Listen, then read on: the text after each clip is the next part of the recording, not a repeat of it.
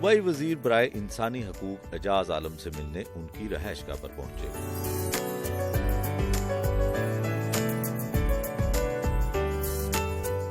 السلام علیکم۔ جی وعلیکم السلام۔ کیا حال ہے اعجاز صاحب، آپ خیریت سے؟ میں بالکل ٹھیک ہوں، آئیے۔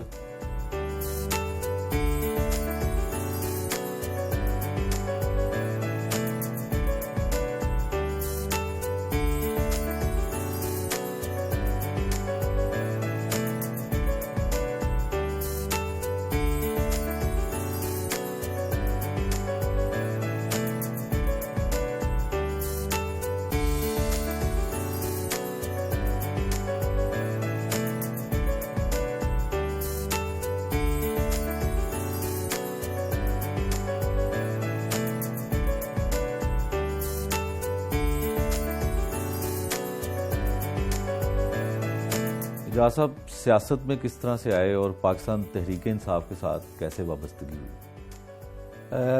سب سے پہلے میں نے 96 میں جو غیر جماعتی الیکشن تھے لوکل باڈی کے، اس میں حصہ لیا تھا as a member district council.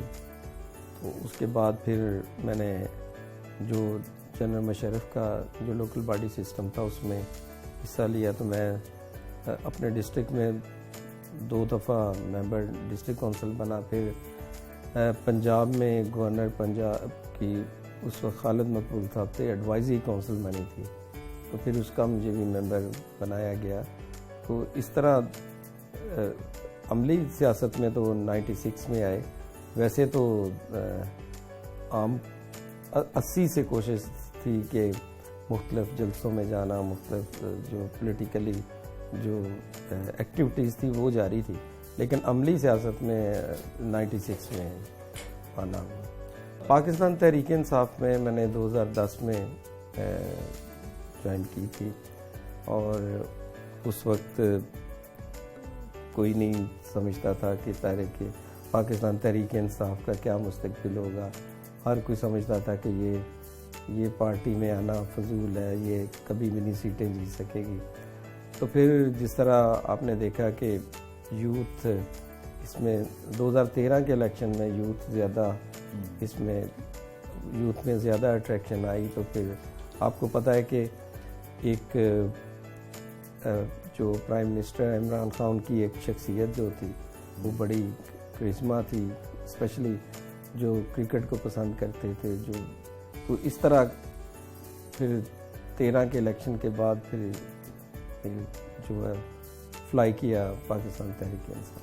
آپ کے ذہن میں کیا تھا کہ آپ پاکستان تحریک انصاف کو اگر جوائن آپ نے کیا 10 سال پہلے، تو آپ کے ذہن میں کیا تھا کہ آپ کیا کریں گے؟ آپ نے بتایا کہ یوتھ کو آپ دیکھ رہے تھے اور عمران خان کے ویژن آپ کے سامنے تھا، ویژن جو تھا ان کا، تو آپ نے کیا سوچا تھا کہ آپ انسانی حقوق کے لیے یا اپنی کمیونٹی کے لیے کچھ کرنا چاہیں گے اس جماعت کے ذریعے؟ دیکھیں، سب سے جو پہلی بات ہے میرے لیے سب سے زیادہ جو تھی، میں جس سے زیادہ انسپائر ہوا تھا، تو وہ ہم اسلام آباد میں منی گالا میں خان صاحب سے ملنے گئے تھے۔ تو وہ ایک ویسے ہی ہوتا ہے کیونکہ خان صاحب کی ایک شخصیت اس طرح بڑی انٹرنیشنل وہ شخصیت تھی، تو ان کے سامنے ہم ہاتھ باندھ کے کھڑے تھے۔ تو انہوں نے آتے ہی دیکھا تو مجھے کہا کہ آپ ہاتھ باندھ کے کیوں کھڑے؟ اس نے کہا، میں نے کہا سر وہ آپ، تو انہوں نے کہا آپ کسی لیڈر کے سامنے کھڑے ہو، کسی بادشاہ کے سامنے نہیں کھڑے، آپ بالکل ریلیکس ہو کے۔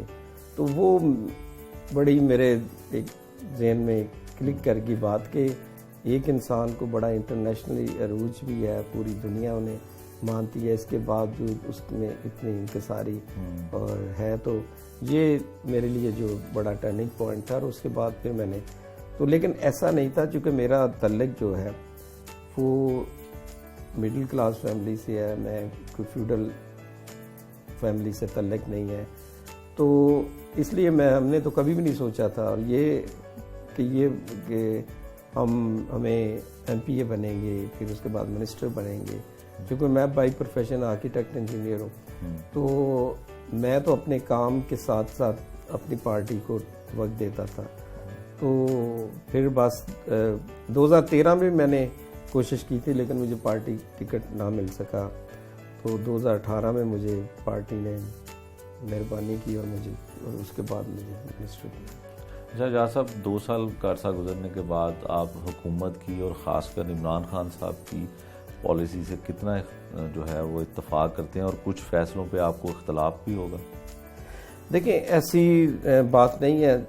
آپ پوری دنیا میں اگر عمران خان کی کریڈیبلٹی کو کوئی بھی غلط نہیں کہے گا. مخالفین تو پھر مخالفین ہوتے ہیں، لیکن جو پاکستان میں ان 2 سالوں میں اچھے فیصلے ہوئے ہیں، یہ ضرور ہے کہ آپ کو پتہ ہے کہ جب پرائم منسٹر نے اقتدار سنبھالا تو اس وقت صورتحال کیا تھی، ہماری جو اکنامیکلی پوزیشن کیا تھی اور ملک ڈیفالٹ ہونے میں جا رہا تھا. تو میں سمجھتا ہوں کہ بڑی ایک مشکل وقت میں اس سارے سسٹم کو آگے لے کر آئے. تو یہ ضرور ہے کہ ہمیں چیلنجز ہیں، جیسے آپ کو پتہ ہے کہ کرونا کی وبا نے ہی بڑا ڈیمیج کیا ہے. ہماری جو ہمارے اکنامک کرائسس آئے ہیں اس کی ایک بنیادی وجہ کرونا ڈیزیز بھی ہے. خیر یہ تو پوری دنیا میں ایسا ہوا ہے، لیکن ہم جیسے کنٹریز جو تھرڈ ورلڈ کنٹریز ہیں ان کے ساتھ ایسا ہو جانا تو پھر بڑا مشکل ہوتا ہے. لیکن اس کے ساتھ ساتھ میں سمجھتا ہوں خاص طور پر کہ بہت اچھے فیصلے بھی ہوئے ہیں جن سے میں سمجھتا ہوں آگے آنے والے دنوں میں بہت بہتری کے چانس نظر آ رہے ہیں. ابھی بھی دیکھیں ہم اکانومی کی صورتحال میں ہم پہلی دفعہ سرپلس میں گئے ہیں اور یہ پاکستان کی تاریخ کی بات ہے کہ سرپلس میں جا رہے ہیں. اس کے بعد جو ہمارے اکنامک انڈیکیٹرز ہیں وہ زبردست نظر آ رہے ہیں. اور ابھی میں تو ریسنٹلی بتا دوں کہ یہ جو خان صاحب کا انڈسٹری کو بجلی سستی کرنا ہے، اس میں دیکھیں کہ فیصل آباد کی پوری انڈسٹری پوری طاقت سے چل پڑی ہے. اور وہاں پہ مجھے پچھلے دنوں ایک انٹرویو میں وہاں کے ٹریڈرز نے بتایا کہ 2 لاکھ مزدوروں کی کمی کا سامنا ہے. تو پہلی دفعہ فیصل آباد میں انڈسٹری جو ہے جو کہ بند پڑی تھی، لوگ کباڑیوں کو بیچ رہے تھے، آج وہ انڈسٹری جو ہے اپنے پاؤں. تو یہ میں سمجھتا ہوں کہ یہ ایک بڑی پازیٹیو بات ہوئی ہے. اعجاز صاحب آپ کی پاکستان تحریک انصاف میں کن لوگوں کے ساتھ، کن وزراء کے ساتھ ذاتی دوستی ہیں؟ میری جو ذاتی دوستی حسنین دریشک کے ساتھ میری بہت اچھی دوستی ہے. اس کے بعد راز صاحب ہے تو ان کے ساتھ میرا بڑا اچھا مطلب ہے. تو ویسے تعلق تو سب سے ہی ہے. کوئی اپوزیشن میں بھی جی ہاں نمایاں نام ہے جن سے آپ کی محبت ہو؟ اپوزیشن میں جو ہمارے منارٹی کے پچھلے وزیر تھے خلیل طاہر سندھو صاحب، میں اور وہ اکٹھے ہاسٹل فیلو بھی رہے ہیں. اچھا. اور ہم اکٹھے ہاسٹل میں رہے ہیں، اکٹھے پڑھتے رہے ہیں. تو اس حوالے سے ان کے ساتھ ایک تعلق ہے. تو تعلق تو سب سے ہی ہے، لیکن ظاہری بات ہے انہوں نے اپنی پارٹی ڈائریکشن کے مطابق چل رہے ہیں، ہم نے اپنی پارٹی ڈائریکشن. لیڈر کون سا آپ کا آئیڈیل؟ ظاہری بات ہے جس کے ہم فالوورز ہیں وہی ہمارا آئیڈیل ہے. اور عمران خان صاحب؟ جی بالکل ضرور.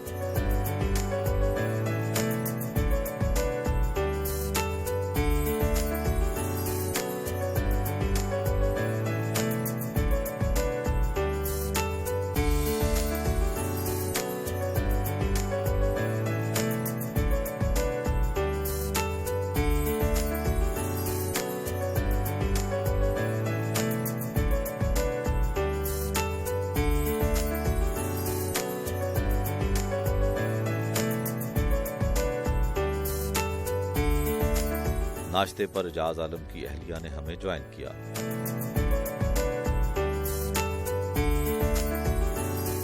اعجاز صاحب بیگم صاحبہ سے تعارف کروائیں کہ ہاؤس وائف ہیں یا کہیں کام کرتی ہیں، جاب کرتی ہیں؟ مسز جی میناز نام ہے ان کا. تو یہ لاہور آنے سے پہلے یہ وہاں کوئٹہ میں اسکول میں پرنسپل تھی، ٹیچنگ میں ایکسپیرینس ہے ان کا. تو یہاں آ کے پھر ہاؤس وائف، ظاہری بات ہے وہ پھر گھر کا سسٹم نہیں چلتا تو اس وجہ سے.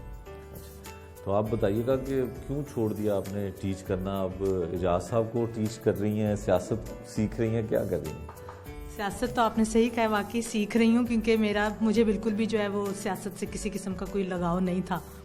تو بلکہ ان کو بھی ہمیشہ پہلے یہی کہتی ہوتی تھی کہ بھئی کیا رکھا ہے سیاست میں، نہ کریں. تو مجھے کہتے تھے کہ کیا نقصان بھی کیا ہو رہا ہے نا، کہ اگر میں جاتا ہوں مطلب اس طرح میٹنگز وغیرہ پہ یا کسی بھی یہ خاص کر یہ جلسوں وغیرہ پہ، تو میں نے کہا چلیں ٹھیک ہے پھر لگے رہیں. تو اب جو ہے اب کوشش ہوتی ہے کہ پتہ ہونا چاہیے کہ یہ خاص طور پر جب آپ کو پتہ ہے کہ 18 کے الیکشن سے پہلے تو میں جایا کرتا تھا، تو میری گھر میں اس بات میں بڑی مخالفت ہوتی تھی، کیونکہ ظاہر ہے آپ کو پتہ ہے کہ دھرنوں میں ہم 20-25 دن جا کے وہاں پہ رہنا، تو یہ اس حوالے سے نا گھر میں یہ کہتے تھے یہ کیا تماشا ہے کہ آپ کبھی ادھر، تو میں ایسے کہتا تھا کہ ظاہر ایک پولیٹکس ہے تو اس میں تو اس سے ڈیفینیٹلی میرا جو پروفیشن تھا وہ بھی متاثر ضرور ہوتا تھا. لیکن ابھی جب پارٹی نے اس کا ثمر دیا ہے تو ڈیفینیٹلی وہ ساری چیزیں بھول گئی ہیں. تو آپ بتائیے کہ آپ کو ذاتی طور پہ کون سی جماعت پسند ہے؟ آپ تحریک انصاف کو پسند کرتی ہیں؟ ظاہری بات ہے کرتی ہوں. اچھا، تو مطلب کیا اس میں آپ عمران خان کو تو اس وقت سے پسند ہے جب Imran Khan as a player, یعنی کہ اس کو جو تھا وہ، کیونکہ کرکٹ میں شروع سے ہی ہمیشہ شوق سے جو ہے وہ دیکھتی بھی ہوں اور پسند ہے مجھے کرکٹ. تو تب سے میں بتاتی ہوتی ہوں بچوں کو بھی کہ جب عمران خان ہاسپٹل بنا رہے تھے تو تب میں کالج میں تھی، جب وہ ہر کالج میں جگہ جگہ جا کے فنڈز اکٹھے کرتے تھے، تو میں نے کہا میں نے بھی دیا ہوا ہے فنڈ جو ہے ہاسپٹل کے لیے. تو یعنی شروع سے ہی پسند ہیں. تو پھر جب انہوں نے پارٹی جوائن کی تو آبویسلی تو کرکٹر تو آپ کو ایز اے کرکٹر بہت پسند تھے، یا آپ نے فنڈ ریزنگ جب وہ کر رہے تھے فنڈ بھی دیا آپ نے، چندہ بھی دیا. تو اب ایز اے سیاستدان کون سی چیز اس میں اچھی ہے جو آپ سمجھتی ہیں کہ یہ ملک و قوم کے لیے بڑی بہتر ہے، جو آپ کے نزدیک ہے؟ سب سے بڑی بات تو سبھی کہتے ہیں جو کہ وہ آنیسٹ ہیں. تو اب ٹائم تو تھوڑا لگے گا نا ہر کام کے لیے، ہر بات کے لیے، تو لوگوں کو بھی تھوڑا انتظار کرنا چاہیے، صبر کرنا چاہیے. جہاں اتنا صبر کیا ہے سب کچھ، یعنی کہ جو سسٹم خراب ہو رہا تھا تب بھی تو صبر سے سب بیٹھے ہوئے تھے اور دیکھ رہے تھے. تو اب بھی تھوڑا سا ہمیں جو ہے وہ صبر کرنا چاہیے کہ خدا کے فضل سے آئے گی تبدیلی، سب کچھ بدلے گا. پاکستان تحریک انصاف کی حکومت جب چاہیے، لوگ ایک بات کرتے ہیں، تاثر ہے کہ مہنگائی بہت زیادہ ہوئی ہے. تو آپ بھی ہاؤس وائف ہیں، آپ کو لگتا ہے کہ آپ کا بجٹ بھی اوپر چلا گیا؟ ڈیفینیٹلی لگتا تو ہے بجٹ تو، لیکن مہنگائی تو ویسے دیکھا جائے تو ہر دور میں ہی تھی. تو اب ذرا جو ہے کہ وہ اب دیکھیں نا مجاز صاحب کہ ہمارے بزرگ بتایا کرتے تھے کہ جی وہ ایک آنے کی گندم ملی کرتی تھی کلو، یا من بھی ملتی تھی 1 روپے کی من. تو آپ جب سے یہ پاکستان وجود میں آیا، آپ شروع سے لے لیں، کوئی دور ایسا آیا ہے کہ جہاں پہ مہنگائی جو ہے پیچھے کو گئی ہے. ہمیشہ دیکھیں یہ ایک سرکل ہے.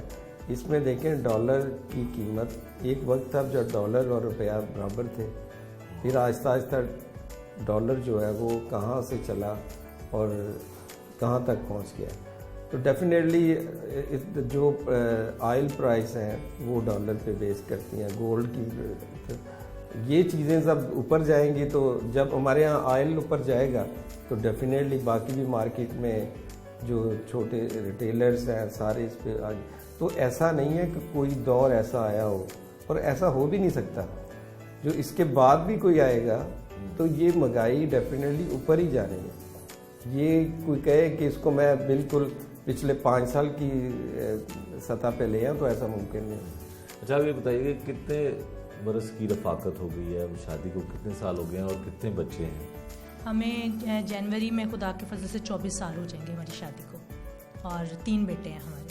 تو یہ گھر میں کیا کوکنگ آپ خود کرتی ہیں؟ کیا شوق سے کھاتے ہیں کھانا؟ کیا ان کو پسند ہے؟ یہ سادہ کھانا زیادہ شوق سے کھاتے ہیں، سبزیاں، یعنی زیادہ تر گوشت چکن وغیرہ ان کو نہیں پسند. مطلب ان کی اپیرنس پہ نہ جائیں آپ کہ شاید دیکھ کے لگے گا کہ بہت کھاتے ہیں، تو کھانا بہت کم کھاتے ہیں. یعنی اگر صبح بھی ناشتہ کر کے جائیں گے تو رات میں ہی آ کے کھانا کھانا ہے. تو کبھی آپ کو خود بھی انہوں نے کھانا بنا کے کھلایا؟ نہیں، کبھی بھی نہیں. اور مجھے پسند بھی نہیں کہ جو ہے نا آدمی کچن میں آئے، تو اس لیے جو ہے وہ کھانا میں خود بناتی ہوں، کیونکہ بچے بہت کم ہے کہ کبھی کسی کا ہاتھ کا کھانا پسند کریں.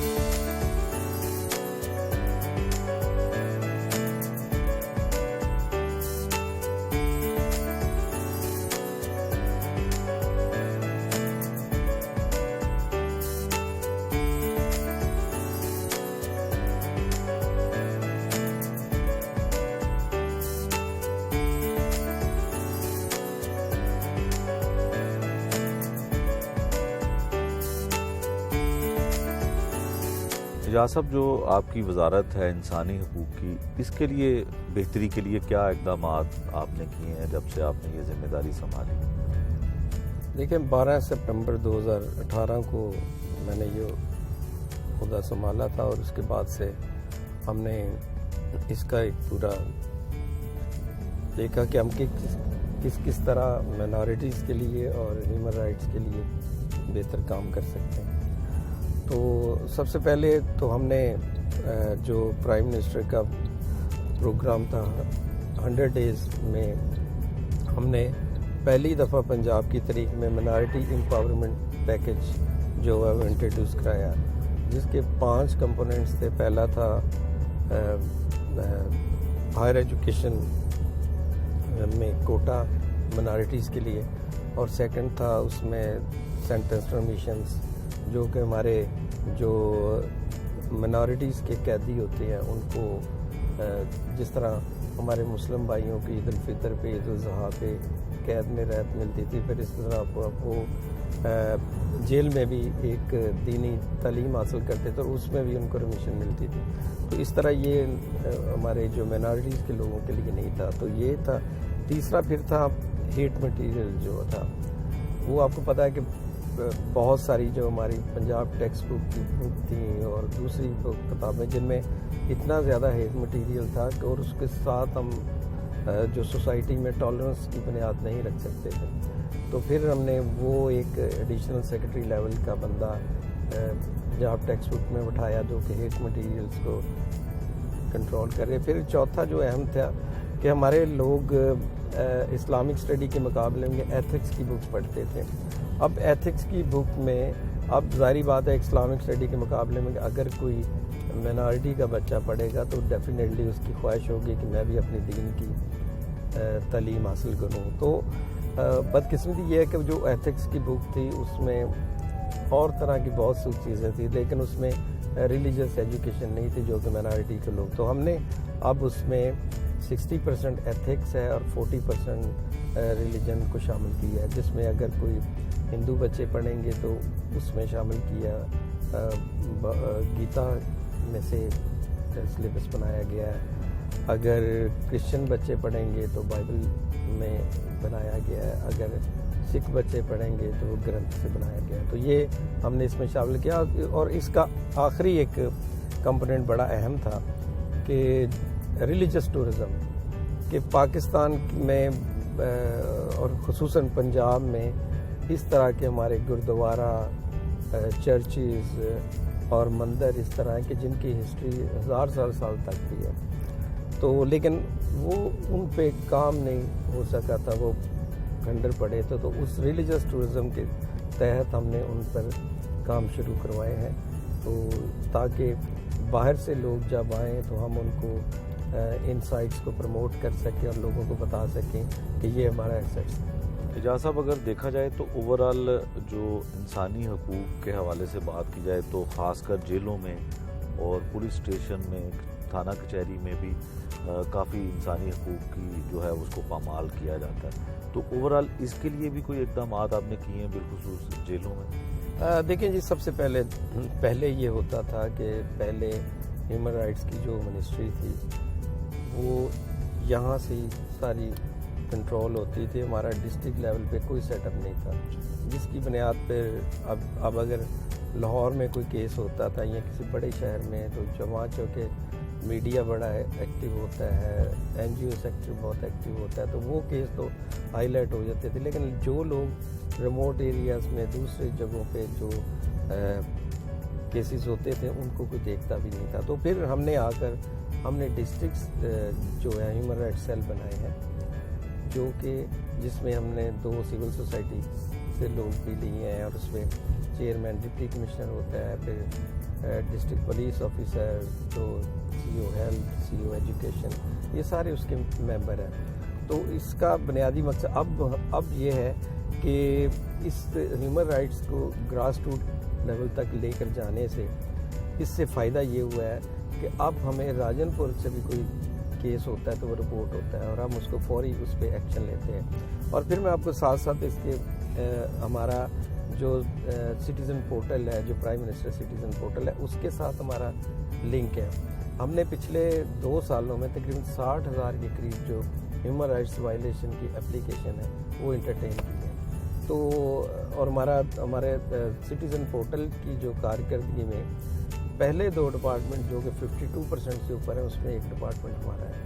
تو یہ میں سمجھتا ہوں کہ ابھی ہم نے اس کو بہتر طریقے سے کیا. پھر ہماری جو ہیومن رائٹس کی پالیسی کو بہتر سمجھتے ہوئے ابھی دیکھیں کہ پاکستان جو ہے اقوام متحدہ میں اس کا چیئر بھی اس کو ملی ہے، اور اس کے ساتھ ساتھ جو یورپین کمیشن کی 2020 کی 27 کنٹری کی جو رپورٹس ہے، اس میں بھی ہمارے ڈپارٹمنٹ کے حق میں لکھا گیا کہ ہم نے جو اس میں بہتری کی. ہمارا ایک TIC سیل ہے، ٹریٹی امپلیمنٹیشن سیل، جس نے بہتری کا جو کہ مانیٹرنگ کرتا ہے ہیومن رائٹس کی وائلیشنس کو، تو اس سے بہت زیادہ فرق پڑا ہے. اور میں سمجھتا ہوں کہ پچھلے 2 سال میں ہم نے بہتر. اور پھر جو اٹارنی جنرل کی اور سپریم کورٹ کی بھی رپورٹ آئی ہے، اس میں بھی دوسرے صوبوں کو ڈائریکشن دی گئی ہے کہ آپ جو ہیومن رائٹس منسٹری پنجاب کی ہے وہ ماڈل اڈاپٹ کریں.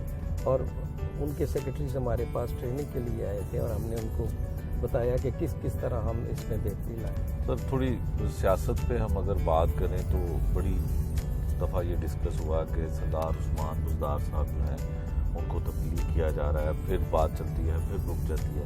آپ کے نزدیک کیا وجوہات ہیں ان باتوں کو باہر آنے کیوں دیا جاتا ہے یا کیوں آتی ہیں؟ کیا سردار عثمان بزدار صاحب کی کارکردگی بہتر نہیں ہے؟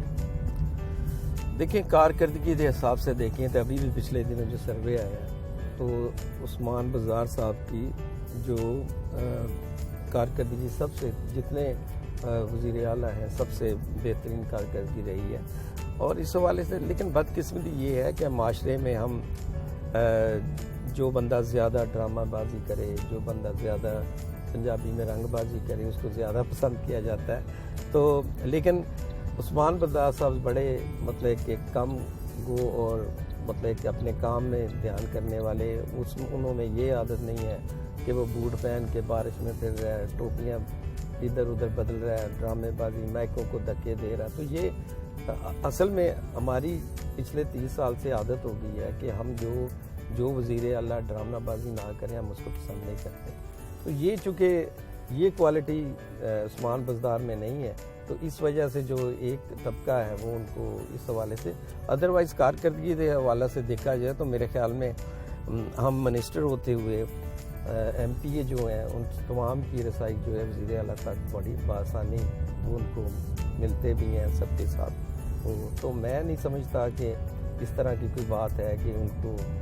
باقی دیکھیں، یہ پرائم منسٹر پاکستان جو پارٹی کے چیئرمین بھی ہیں، تو باقی یہ ان کا رائٹ ہے کہ وہ جس کو بھی جس پوزیشن پہ رکھنا چاہیں، یہ ان کی مرضی. جہاں صاحب، ہم نے دیکھا کہ جو سیاسی قیدی ہیں اور خاص کر جن کو کسی احتساب کے عمل میں جیل میں ڈالا گیا، ان کو وہاں پہ بڑا پروٹوکول ملتا ہے ایک عام قیدی اور ایک عام حوالاتی کے حوالے سے. تو آپ کیا سمجھتے ہیں کہ یہ انسانی حقوق کی خلاف ورزی نہیں ہے؟ آپ نے کبھی مانیٹر کیا اس بات کو؟ دیکھیں، یہ میں سمجھتا ہوں کہ ہمارا معاشرہ اس حوالے سے بڑی بدقسمتی ہے کہ ہمارے سٹینڈرڈ ہیں، غریب کے لیے اور قانون ہے، امیر کے لیے اور قانون ہے. اور خاص طور پہ ہمارے ہاں تو یہ کلچر ہے کہ جس کسی کو بھی آپ کرپشن پہ یا کسی پہ جیل میں پکڑتے ہیں وہ فوراً بیمار ہو جاتا ہے. اس سے پہلے اس کو نہ کبھی تو کمر درد ہوتی ہے، کچھ بھی نہیں ہوتا. وہ اقتدار ہو تو کچھ نہیں ہوتا. اور پھر آپ نے دیکھا کہ شریف برادران کی جو ہسٹری ہے کہ اقتدار میں تو ان کو کبھی فلو بھی نہیں ہوا، لیکن جو ہی جب جیل میں جانے کی باری ہوتی ہے تو دنیا جان کی بیماریاں جو ہیں وہ ہمارے ان سیاستدانوں کو لگ جاتی ہیں جو کہ جیل جانا پسند نہیں کرتے. تو یہ میں اور دوسری بات جو آپ نے کہی کہ یہ بالکل ٹھیک بات کہی، اور اس میں میں سمجھتا ہوں کہ ہمارے جو ریفارمز ہیں وہ ہونے چاہیے اس طرح کے کہ ہر کسی کو ایکول ٹریٹ کیا جانا چاہیے. کیونکہ یہ کوئی نہیں ہے کہ ایک بندے کو آپ VIP طریقے سے لا رہے ہیں اور دوسرا جو ہے ابھی دیکھیں یہ میں سمجھتا ہوں کہ ہمارے جوڈیشل جو سسٹم کی ناکامی کا ایک یہ بھی ہے کہ نواز شریف صاحب ایک بیان حلفی پہ وہ باہر گئے ہیں, اب وہ ادھر بیٹھ کے جناب تقریریں کر رہے ہیں, سیاست کر رہے ہیں, اب وہ نہ کوئی بیماری ہے نہ کچھ سب کچھ. تو یہ ظاہری بات ہے یہ ہماری اعلیٰ عدالتیں بھی دیکھ رہی ہیں, وہ آنریبل کورٹ بھی دیکھ رہے ہیں جنہوں نے ان کو جانے دی.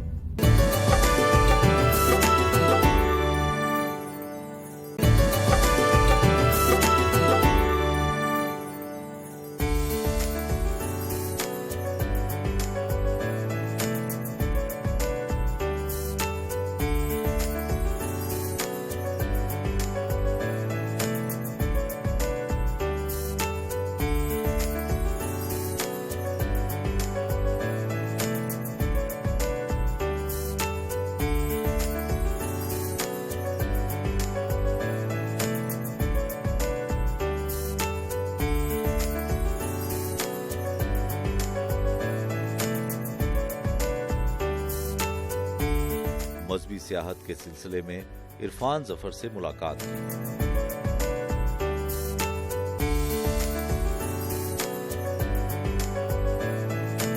اجاز صاحب آج یہاں کے وزٹ کا مقصد کیا ہے؟ میں نے جس طرح پہلے بھی آپ سے بتایا کہ ہم ریلیجس ٹورزم پہ کام کر رہے ہیں. جس طرح ہمارے یہ کیتھیڈرل چرچ آف پاکستان کا ہے, ہمارے بشپ عرفان جمیل صاحب یہاں بیٹھے ہیں, تو اس کے ساتھ جو ہمارے کیتھولک کیتھیڈرل ہے سیکریڈ ہارٹ, وہ بھی یہ دو چرچ جو ہم نے مین جو ہے ان کو ہم اسٹیٹ آف دی آرٹ بنانے جا رہے ہیں, کیونکہ ان چرچز کی جو ہسٹری ہے وہ تقریباً 150 سال پرانی ہے. تو ہم چاہتے ہیں کہ ان چرچز کو اس طریقے سے روشناس کرایا جائے تاکہ جو ہمارے جو انٹرنیشنل ٹورسٹ آتے ہیں ان کو ہم دکھا سکیں کہ ہمارے پاس کیا ایسیٹس ہیں جو کہ. جی عرفان صاحب, اسٹیٹ آف دی آرٹ بنایا جا رہا ہے چرچز کو جس طرح منسٹر صاحب نے بتایا, تو کیا اس سے بہتری لگے گی جو ٹورزم کے حوالے سے؟ سب سے پہلی بات تو میں شکریہ ادا کرنا چاہتا ہوں منسٹر صاحب کا, ان کی ساری منسٹری کا, کہ انہوں نے اس چیز کی طرف غور کیا کہ اس کام کو کرنا چاہیے. اور کیونکہ یہ جو قدیم چرچز ہیں یہ پاکستان کے اندر ہی ہیں اور پاکستان کی یہ رسپانسبلٹی ہے جس کو وہ پورا کرنے کی کوشش کر رہے ہیں. اور آپ کو پتہ ہے کہ ان کی کنسٹرکشن کے اوپر اور رینوویشن کے اوپر کافی پیسہ لگتا ہے, اور ٹیکنیکل قسم کے لوگ ہوں تو وہ اس کام کو کر سکتے ہیں. ہم نے اس چیز جو کیتھیڈرل ہمارا چرچ ہے اس کی چھت بھی ہم نے ریپیئر کرائی تھی, اور اب کچھ اور جو چیزیں ہیں وہ خراب ہو گئی, سیپیج کی بات ہے. تو منسٹر صاحب نے اپنی منسٹری کے ساتھ اس کام کا آغاز کیا. باہر والا حصہ جو ہے وہ کافی ہو گیا ہے, اب جو دوسری ٹیپ ہے اس کا کام ہو رہا ہے اور اندر سے کچھ کام ہو رہا ہے. تو یہ ایک بڑا اچھا کام ہے کہ یہ بلڈنگز پاکستان کے اندر ہیں تو پاکستان کے ساتھ وہ کام کرتی ہیں.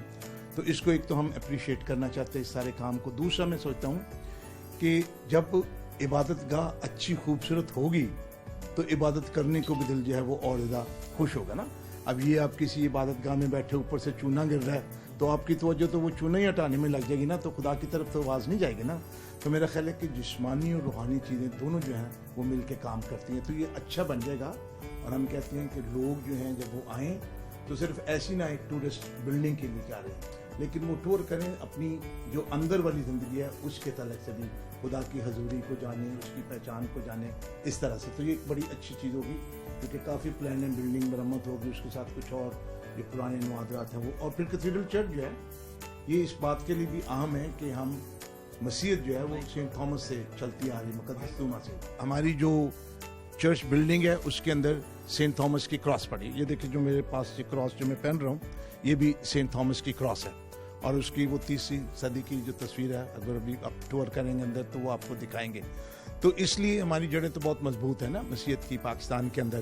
تو ایسی جو چیزیں ہیں ہمارے پاس ان کی بھی ہم بحالی کریں گے, سارے کا سارا کام جو ہے وہ چلے گا اور لوگ جو ہیں وہ اس پہ خوش ہوں گے, عبادت اور زیادہ طریقے سے کریں گے. اور اس میں جو خاص طور پر بات ہے کہ یہ ہم جو کام ہو رہا ہے چرچز کا یہ اس طرح نہیں ہو رہا کہ عام کسی جس طرح سرکاری کنٹریکٹر کو دے دیا, یہ اسپیشل وال سٹی کے اسپیشلسٹ لوگ کر رہے ہیں. اچھا. جو کہ ابھی دیکھیں جس طرح بشپ صاحب نے فرمایا کہ یہ چونکہ بڑی قدیم بلڈنگ ہے، اب جو برک ہوتی ہے، برک کی ایک لمٹ ہوتی ہے، اب آہستہ آہستہ برکس جو ہے وہ اس کو تھوڑی تھوڑی جو ہے نا اوپر سے اترنا شروع ہو گئی ہیں ان کی. تو اب ہم نے وال سٹی کے ساتھ مل کر اس کی جو پوری فیزیبلٹی بنانے کے بعد اس کے اوپر ایسا کیمیکل لگایا جا رہا ہے تو تاکہ اس کو ہم اور لانگ لاسٹنگ بنا سکیں. پھر اس کے پیچ ورک ہے، اس کی چھت کے حوالے سے ہے. تو اجاز صاحب اس کے لیے جو وال سٹی ہے فنڈز وہ وال سٹی کے نہیں، وال سٹی تو ہماری ایگزیکیوٹنگ ایجنسی ہے، ٹھیک ہے، فنڈز تو ہماری منسٹری کی طرف سے دیے ہیں اور یہ کوئی لمٹ نہیں ہے. ہم اس وقت تک کام کریں گے جب تک یہ سارا پروجیکٹ ہمارا مکمل نہیں ہو جائے.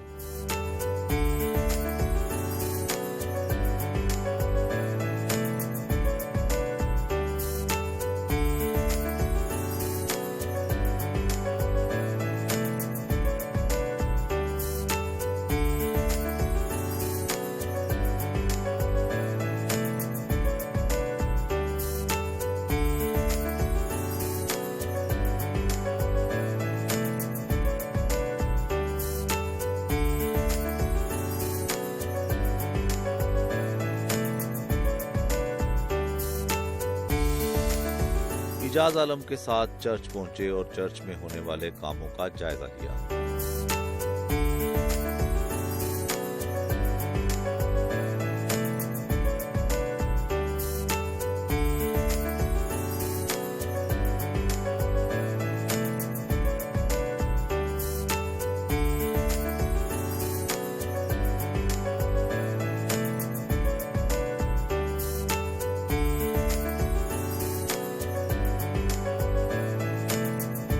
انسانی حقوق پنجاب کے دفتر پہنچے اور عوام کے مسائل سنے.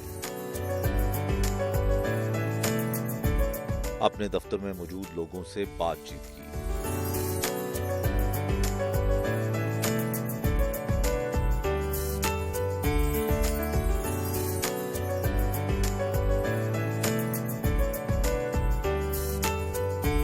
اعجاز عالم کے ساتھ یوحنا آباد پہنچے اور ترقیاتی کاموں کا جائزہ لیا.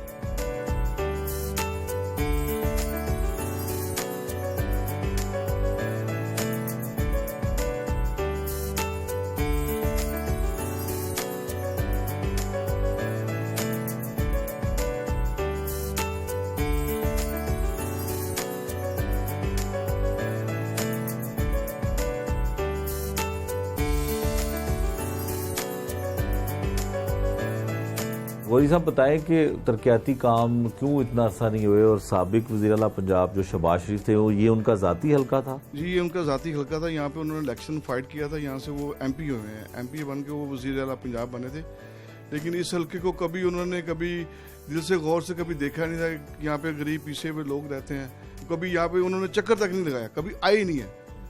تو یہاں پہ فنڈ بھی نون لیگ کے دور میں آتے رہا.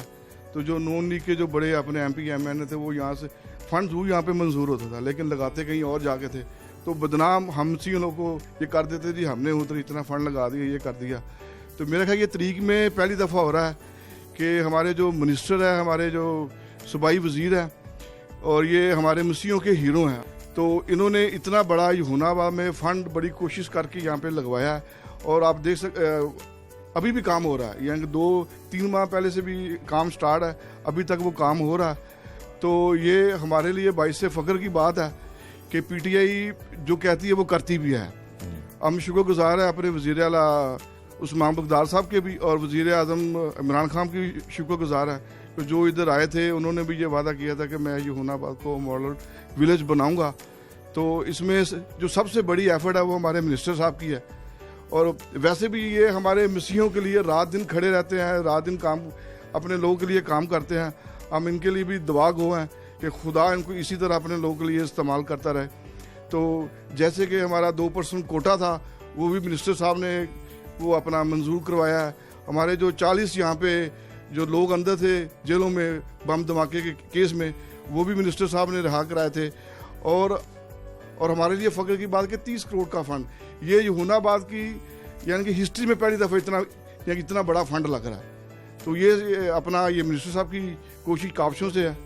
تو جہاں صاحب میرا خیال ہے کہ سابق وزیر اعلیٰ جو تھے شہباز شریف صاحب، ان کے اپنے ہی حلقے میں انسانی حقوق کی خلاف ورزی نہیں ہوتی رہی؟ اگر یہاں پہ کوئی ترقیاتی کام نہیں ہوا، جو آپ بنیادی حقوق ہیں ہر انسان کے، اس پہ آپ کام کر رہے ہیں اور کروڑوں روپے کی رقم جو ہے اب لگائی جا رہی ہے۔ دیکھیں بڑی بدقسمتی کی بات ہے کہ آپ کے دیکھیں نا جی، آپ کے یہاں پہ ایسی گرد و نواح میں آبادیاں ہیں کہ ان کے اندر جائیں تو پتہ چلتا ہے کہ یہ کتنی خوبصورت ہے۔ اس طرف تو بہت زیادہ فنڈز دیے گئے، سارا کچھ کیا گیا، لیکن جو ہی ہماری جو مائنارٹیز کی آبادی شروع ہوتی تھی تو وہاں ان کا اور یہ بھی لاہور میں ہے، بندے کہ لاہور کو وہ ویسے تو میٹرو سے اور اورنج سے وہ پیرس بنانا چاہتے تھے، لیکن یہ یوحنا آباد بھی لاہور کا ہی حصہ تھا، لیکن اس کو بالکل ہی اندر نظر انداز کر دیا گیا، جبکہ مسیحیوں کی ایک بہت بڑی تعداد یہاں پہ رہتی ہے۔ ہاں جی، تو یہ بڑی بدقسمتی تھی۔ تو میں سمجھتا ہوں کہ ابھی یہ ہم شکر گزار ہیں پاکستان تحریک انصاف کے پرائم منسٹر کے، وزیر اعلیٰ عثمان بزدار کے، کہ انہوں نے اس چیز کو دیکھتے ہوئے سب سے پہلے ہم نے پہلا پروجیکٹ جو ہے وہ یوحنا آباد سے شروع کیا۔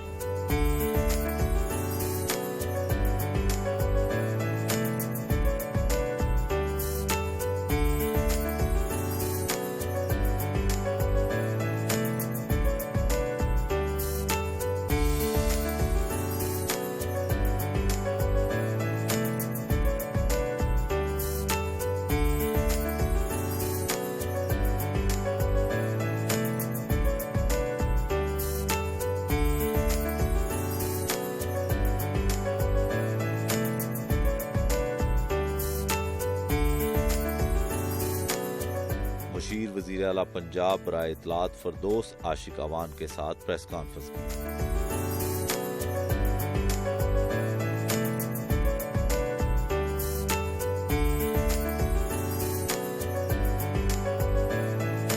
ڈاکٹر صاحبہ، اعجاز عالم صاحب آپ کی حکومت کا بھی حصہ ہیں، اور ان کی شخصیت کے اور ان کے کام کے حوالے سے آپ کیا کہنا چاہیں گے؟ دیکھیے، میں ایک سوشل ورکر ہوتے ہوئے، گراس روٹ لیول ورکر ہوتے ہوئے، میں بڑی باریک بینی سے سروس ڈیلیوری کو دیکھتی ہوں کہ کس شخص نے کیا کہا اور پھر اس کے بعد اس نے کیا کیا۔ کہنے اور کرنے میں جو خلیج ہے، جب تک آپ اس کو عبور نہیں کرتے تو رزلٹ نہیں آتا۔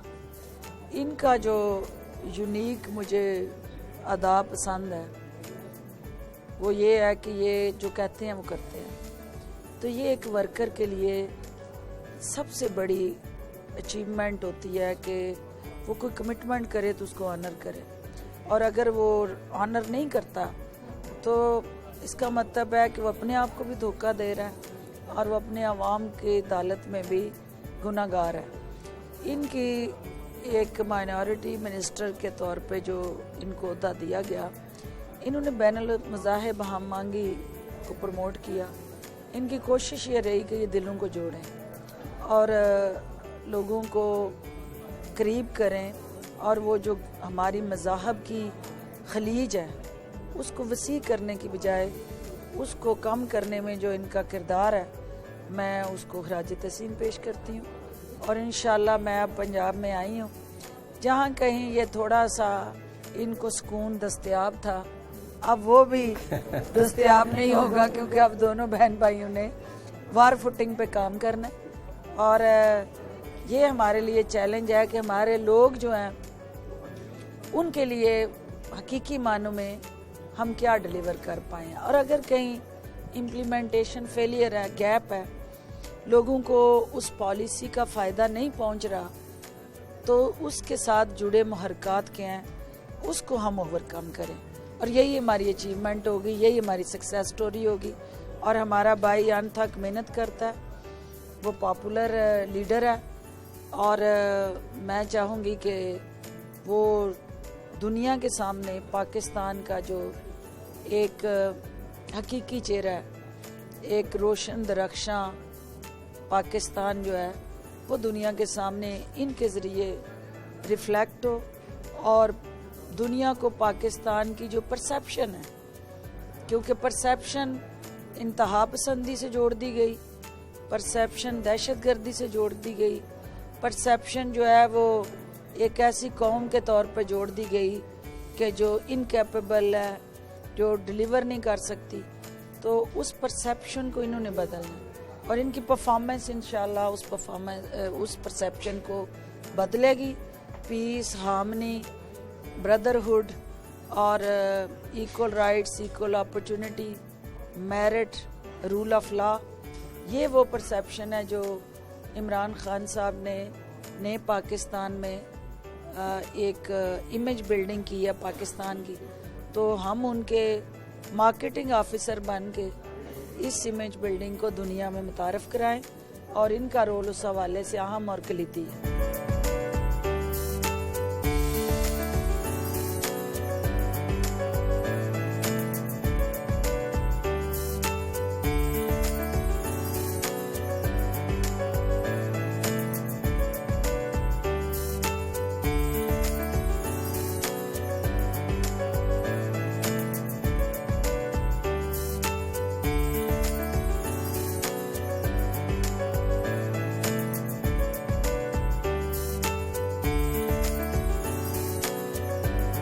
ख्वाजा असराओं के हकूक के सिलसिले में कॉन्फ्रेंस अटेंड की। एजाज साहब, जो ख्वाजा असराओं के हकूक के लिए आपकी वजारत और आप काम कर रहे हैं, ज़रा उसकी डिटेल बताइएगा और यहाँ पे आने का मकसद क्या था? हमारी जो आपने देखा ये महानूर है, ये ख्वाजा असरा सोसाइटी की एग्जेक्टिव हैं। तो आज हमारा यहाँ पे एक सेंसिटाइजेशन मीटिंग्स थी मीडिया सेंसिटाइजेशन के हवाले से। तो आज हमारा मकसद था, क्योंकि हम इनके साथ मिलकर ट्रांसजेंडर राइट्स पे एक कानून साजी कर रहे हैं, ह्यूमन राइट्स डिपार्टमेंट मिलकर, जिस तरह फेडरल में भी इनके बारे में हुई है। तो बुनियादी तौर पर हमारा मकसद ये है कि हम अपने जो ट्रांस कम्युनिटी है उनको एक बाइज़्ज़त शहरी बनाए और उनको मुख्तलिफ हायर एजुकेशंस में, प्राइमरी एजुकेशंस में, तमाम जो में उनको जिस तरह दूसरे आम सिटीज़न को कोटा है उनके पास फैसिलिटीज़ हैं, इनके पास भी वही होनी चाहिए। तो इसमें कानून साजी करने के लिए कहाँ तक आपकी हुकूमत अमली इक़दाम कर सकी है और क्या इन फ्यूचर में कब तक ये मुकम्मल हो जाएगा सर? देखिए, हमारा ऑलमोस्ट ड्राफ्ट जो लीगल ड्राफ्ट है वो तैयार है और उस पर मुख्तलिफ इनकी ऑर्गेनाइजेशंस के साथ मिलकर कंसल्टेशन हो रही है और मुझे उम्मीद है कि जल्द हम तकरीबन ऑलमोस्ट हम काफ़ी करीब हैं इसके। तो इंशाल्लाह बाकी चीज़ें आपको मानूर जी मानूर आप बताइएगा कि जो जिस तरह एजाज साहब बता रहे हैं कि ड्राफ्ट जो है वो तैयार कर लिया गया और बहुत जल्द इस पे इम्प्लीमेंट हो जाएगा और जो कानून साजी की जा रही है उसमें आपसे भी राय ली गई, आप लोगों की भी उसमें सजेशन जो है वो शामिल हैं? जी थैंक यू सो मच। आपने क्वेश्चन किया और मैं ज़रूर इस चीज़ को एक्नॉलेज करना चाहूँगी कि हिस्ट्री में पहली दफ़ा ऐसा हुआ है कि ट्रांसजेंडर कम्युनिटी को इन्वॉल्व किया गया है इन द कंसल्टेशन प्रोसेस और अभी काफ़ी ज़्यादा कंसल्टेशन हो चुकी है और अभी रिसेंटली कंसल्टेशन हुई है मिनिस्ट्री इनक्लेव में, जहाँ पे पूरे पंजाब से ट्रांसजेंडर कम्युनिटी के रिप्रेजेंटेटिव्स और उनके गुरुज को इन्वाइट किया गया है ताकि वो आके अपने मसले मसाइल बता सकें और रिकमेंड कर सकें कि इस प्रोविंशियल लेजिस्लेशन के अंदर क्या चीज़ें इनकॉर्पोरेट करनी चाहिए ताकि उनकी सोशली प्रोटेक्शन को इंश्योर किया जा सके।